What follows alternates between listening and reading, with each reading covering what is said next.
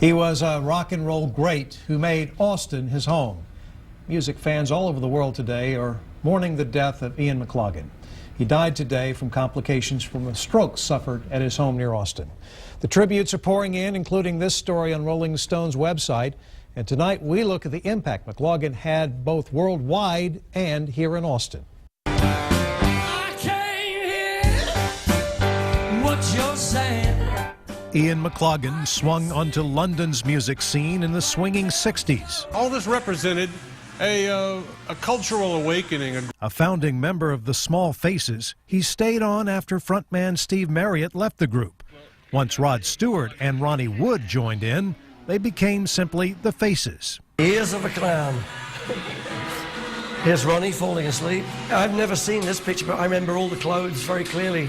After the Faces split in 1975, McLagan played keys with the Rolling Stones, both in the studio and on tour, and sat in sessions with scores of other artists. We need a revolution in music and in the business. He moved to Austin in 1994, formed the Bump Band, and reeled in some of the city's best musicians.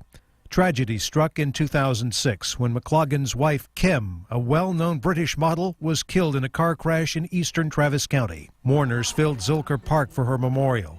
Just 2 months later, McLagan picked up with old friends. Hello, Texas. How are you doing this evening? What a beautiful night. Opening for the Rolling Stones in that same park. Aside from playing regular gigs at the Lucky Lounge and the Saxon Pub, Mac, as his friends called him, picked up a paintbrush. Bouts with intense migraines inspired him to produce a collection of works now found at a gallery on South Congress Avenue. In 2012, McLagan received rock and roll's highest honor, an induction into the Hall of Fame with the Small Faces and the Faces. We do hereby proclaim April 12, 2012 as Ian McLagan and Rock and Roll Hall of Fame Day in Austin, Texas. Ian McLagan is such an influential figure in rock and roll history, so this event is nice because it recognizes the fact that he's an international star and great musician, but it also recognizes that he's a really important part of Austin. It means a lot to me, you know.